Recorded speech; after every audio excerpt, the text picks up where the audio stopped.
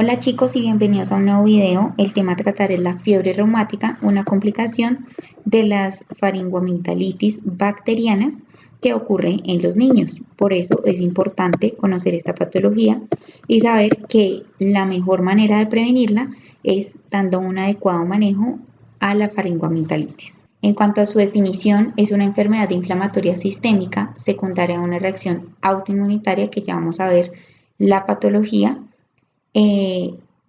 Su etiología es el estreptococo beta hemolítico del grupo A y lo que va a afectar van a ser las articulaciones, la piel, el corazón y el sistema nervioso. Hay que tener en cuenta que las infecciones de piel por estreptococo beta hemolítico no van a generar estas complicaciones, van a generar otro tipo de complicaciones. En cuanto a la epidemiología, afecta principalmente a los niños entre 5 y 14 años y esto se debe a que la patología bacteriana como tal se da en estos rangos de edad. En los menores de 3 años, por el contrario, la mayoría de las faringoamigdalitis son virales, por lo tanto en estos niños es raro encontrar esta patología.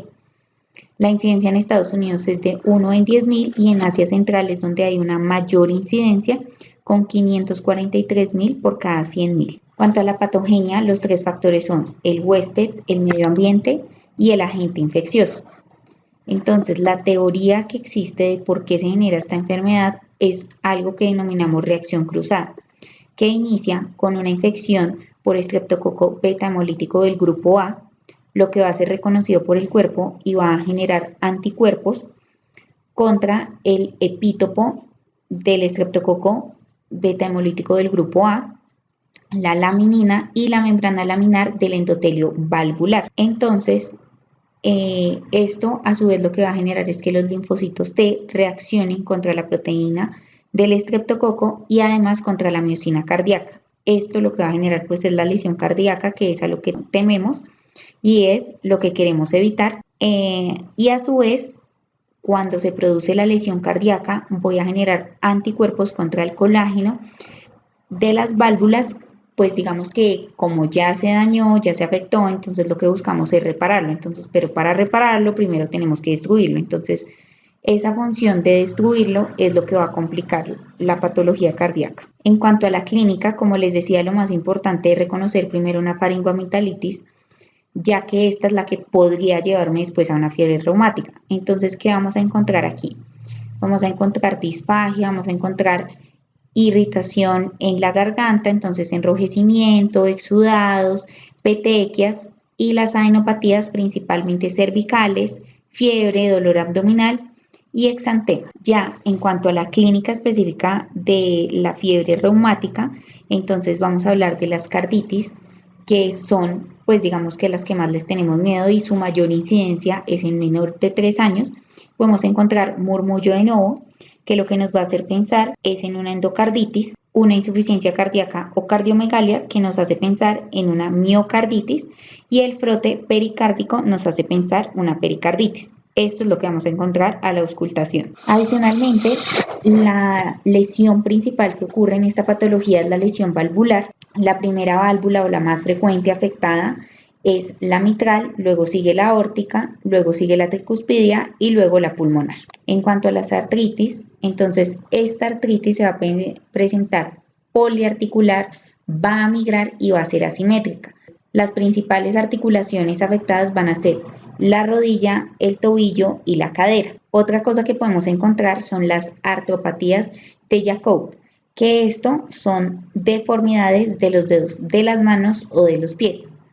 Sin embargo, esto es algo que va a mejorar con AINES y salicilatos y no deja secuelas en general, por eso digamos que esto es de manejo, mientras que las cardíacas sí nos van a dejar secuelas.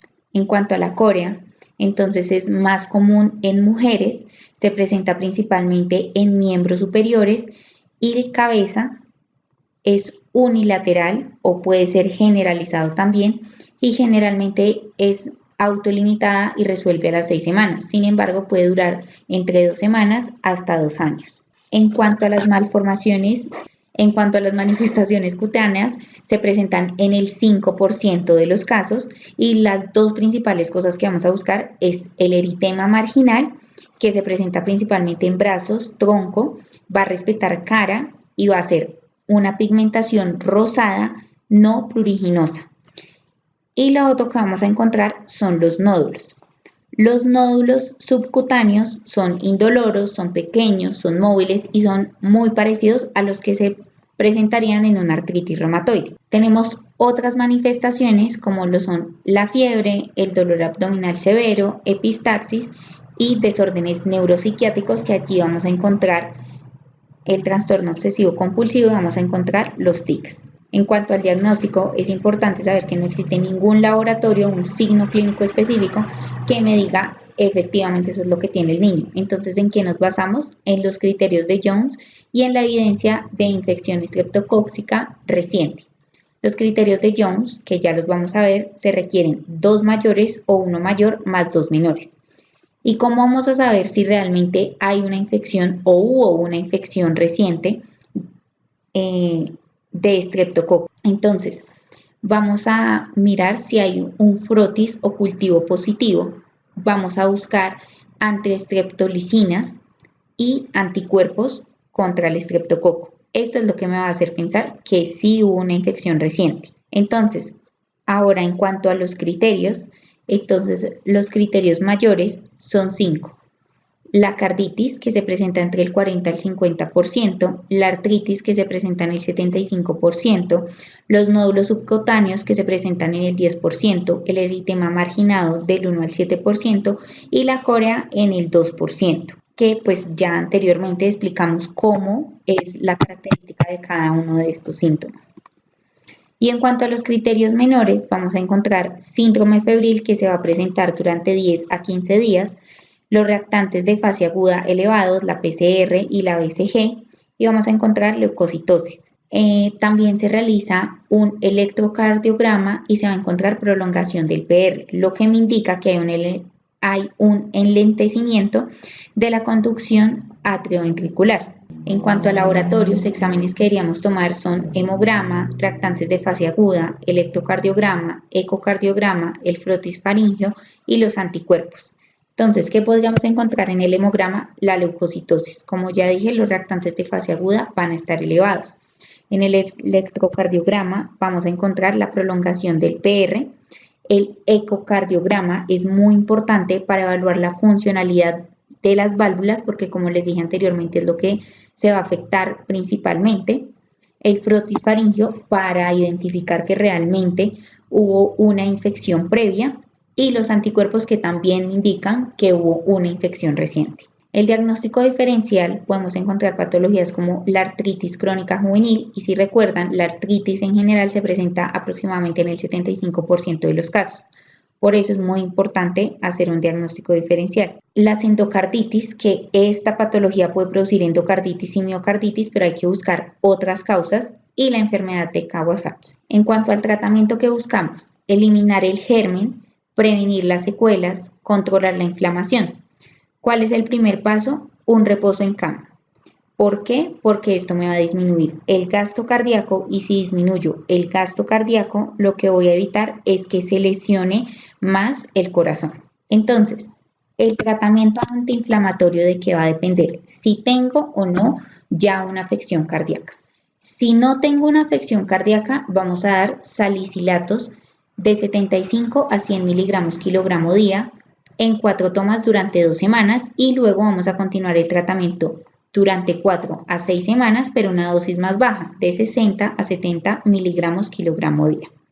Por el contrario, si ya tengo una lesión cardíaca, entonces además del salicilato, que sería de 60 a 70 miligramos kilogramo día durante 4 a 8 semanas, vamos a dar prednisona de 1 a 2 miligramos kilogramo día durante 2 a 3 semanas. Hay que tener en cuenta que aquí estoy dando salicilatos y por lo tanto tengo que dar una protección gástrica.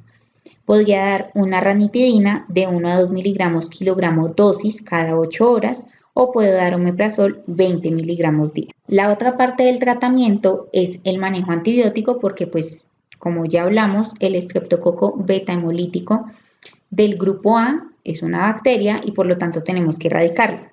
¿Con qué la vamos a erradicar? con penicilina benzatínica es el que tiene mayor evidencia y su dosis va a depender del peso del niño.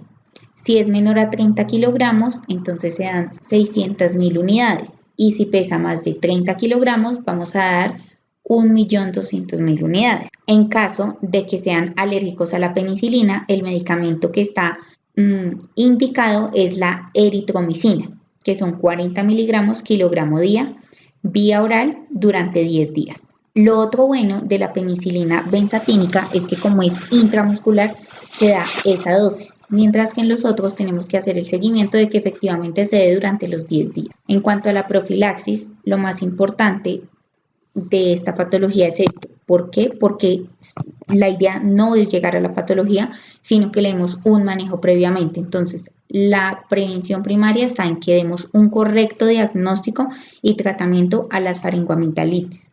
La secundaria en evitar recaídas. Esto lo hacemos con profilaxis, que ya vamos a ver cuáles son los medicamentos que utilizamos en la profilaxis.